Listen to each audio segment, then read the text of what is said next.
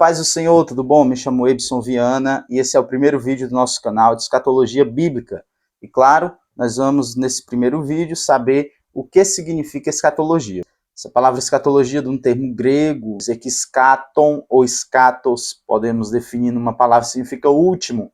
E logia, estudo ou doutrina. Basicamente, é o estudo das últimas coisas, ou a doutrina das últimas coisas. Nós vemos no decorrer da Bíblia Sagrada, tanto no Antigo quanto no Novo Testamento, trechos, versículos, passagens que falam a respeito da escatologia, o estudo das últimas coisas. No Antigo Testamento, por exemplo, nós podemos citar uma que está em Daniel, capítulo 12, verso 2, que diz: muitos que dormem no pó da terra ressuscitarão, uns para a vida eterna, outros para a vergonha e desprezo eterno. Mateus 24, no sermão profético, Jesus falando a respeito da sua vinda, que a vinda do Filho do Homem seria como um ladrão, seria de repente. Nós vemos Apocalipse 20 falando sobre o reino milenar, né, a implantação do milênio do nosso Senhor Jesus Cristo aqui na Terra. Então, é um assunto importante para as nossas vidas, pois se trata de algo que, sim, já estamos vivendo e ainda iremos vivenciar os maiores acontecimentos em um futuro próximo. Olha, dentro da escatologia existe pelo menos 4 escolas, 4 tipos de visões mais conhecidas, que são pré-milenismo histórico, pré-milenismo dispensacionalista, o amilenismo e o pós-milenismo. A visão que iremos defender aqui será o pré-milenismo dispensacionalista. Nós vemos que Jesus, no capítulo 24 de Mateus, ele deixou alguns sinais. Esses sinais seriam para a sua vinda, para o final de todas as coisas. Alguns sinais do fim dos tempos que Jesus destacou foi guerras, fomes, terremotos, maremotos, apostasia. Lembrando que com os sinais nós devemos ter bastante cuidado com quem nós assistimos, com quem nós ouvimos, o que nós lemos, pois temos o risco de entrar na chamada escatologia especulativa ou escatologia aterrorizante. O estudo da escatologia não é para nos causar pavor, medo, desespero, ansiedade, depressão, não. É para nos causar alegria e aumentar ainda mais a nossa fé na esperança de que Jesus está voltando para buscar sua igreja e por toda a eternidade nós morarmos com ele nas mansões celestiais. Nós vimos o que significa a palavra escatologia. Vamos ver o que significa arrebatamento. Essa palavra arrebatamento, ela não está de forma explícita nas escrituras sagradas. Mas o que nós temos mais parecido é o texto no qual Paulo escreveu 1 Tessalonicenses, capítulo 4, a partir do verso 16, que ele diz que o mesmo Senhor descerá do céu com alarido, voz de arcanjo, a trombeta de Deus. Os que morreram em Cristo ressuscitarão primeiro. Depois nós que ficarmos vivos, juntamente com ele, iremos ao encontro do Senhor nos ares. Seremos arrebatados e iremos ao encontro do Senhor Jesus nos ares. Esse termo arrebatado ou arrebatamento quer dizer ser tirado com força, rápido. Esse é o sentido da palavra de arrebatamento ou arrebatado. Então nós cremos nisso, que a qualquer momento nós seremos arrancados com força desta terra. Nós, juntamente com os que morreram em Cristo, iremos nos encontrar com Jesus nos ares e assim irá desencadear uma sequência de acontecimentos.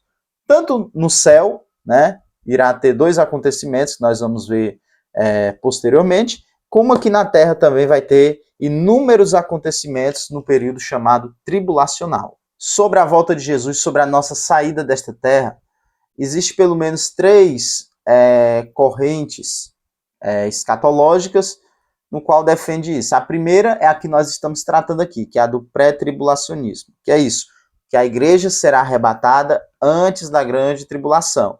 Existe o mesotribulacionismo ou mid-tribulação, né? Mid-tribulacionismo, que a igreja será arrebatada no meio da grande tribulação. E o pós-tribulacionismo, que a igreja será arrebatada após a grande tribulação. O mid é um pouco mais fraco, né? O mesotribulacionismo é um pouco mais fraco.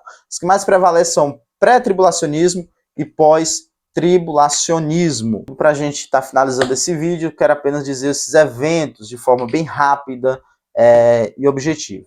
arrebatamento da igreja acontece, nós iremos para o céu, iremos passar por um evento chamado Tribunal de Cristo, que é um julgamento, não para condenação, mas para nós recebermos galardões daquilo que nós fizemos com fidelidade aqui na terra.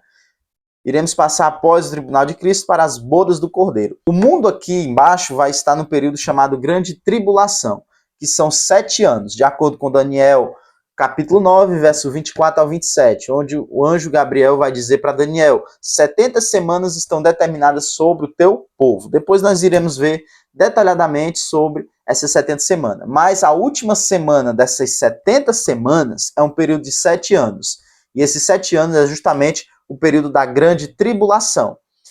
Nesses 7 anos que o mundo irá vivenciar aqui na Terra, a Bíblia diz que nunca houve, o próprio Jesus disse em Mateus 24, nunca houve, jamais haverá dias como esse. Nós vemos que a grande tribulação será o período que a ira de Deus será derramada sobre a Terra. No início da grande tribulação irá se apresentar um homem que nós conhecemos como o anticristo. Paulo trata ele como o filho da perdição, o homem da iniquidade. Daniel chama ele de o assolador. Sobre as asas da abominação, Daniel diz, sobre as asas da abominação virá o assolador. O anticristo, inicialmente, ele irá fazer um tratado de paz. Mas, no meio da semana, passa 3 anos e meio, no meio da semana ele vai romper esse trato, esse acordo. E aí vai desencadear na terra catástrofes nunca vistas. Terremotos, meteoros, os homens procurando a morte e não vão encontrar, demônios sendo soltos do abismo e atormentando os homens.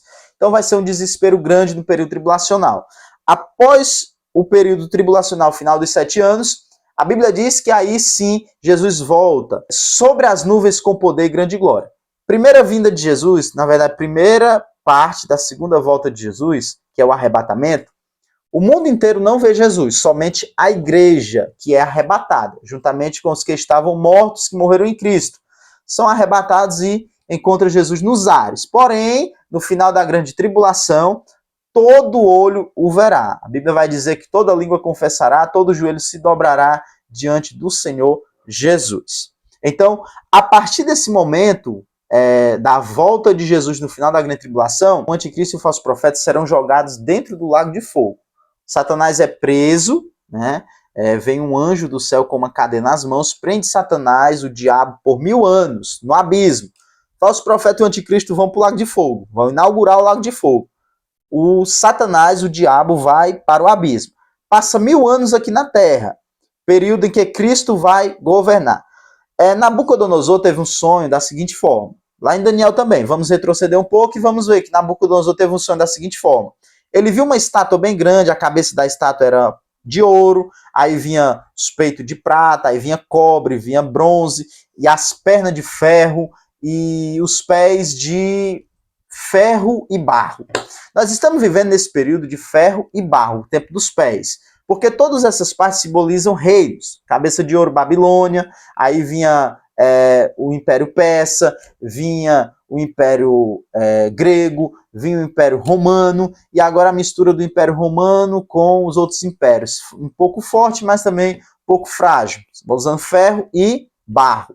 Mas só que Nabucodonosor via uma pedra que era cortada sem auxílio de mãos, e essa pedra era lançada com força nos pés da estátua. Toda a estátua desaparecia, e essa pedra se transformava numa grande montanha. O sonho de Nabucodonosor simboliza o seguinte: todos os reinos vão passar. Babilônia passou, o Império Grego passou, o Império Romano passou, o Império Persa passou, o Império Romano passou. Esse império que estamos vivendo vai passar, o Império do Anticristo vai passar, e Cristo vai estabelecer o seu reino, o seu império na Terra, chamado de milênio. Um império, um reino que nunca será desfeito, o reino do nosso Senhor e Salvador, Jesus Cristo. Após o milênio, a Bíblia diz que Satanás será solto por um pouco de tempo. Nesse período que Satanás será solto, ele irá enganar as nações. Nós vamos ver depois quem são as pessoas que Satanás irá enganar. Satanás irá enganar essas pessoas. A Bíblia vai dizer que é uma guerra chamada Guerra de Gog e Magog. A Bíblia diz que Satanás vai enganar tantas pessoas que essas pessoas vão combater contra a Jerusalém, onde está o Senhor Jesus, onde está a igreja, mas o Senhor Deus vai mandar fogo do céu e vai consumir a todos. A partir desse momento, nós entraremos em um período chamado de trono branco ou juízo final. Juízo final não é o mesmo que tribunal de Cristo. Tribunal de Cristo é para a igreja, após o arrebatamento, para recebimento de galardões. Juízo final e trono branco é para os ímpios, condenação. Todos os ímpios de todas as eras, de todos os anos, de todos os tempos estarão diante de Deus, serão condenados e jogados no lago de fogo. Após isso, será criado novos céus e nova terra. Quero finalizar esse vídeo dizendo: se santifique, vigie, ore, busque a presença de Deus, se prepare.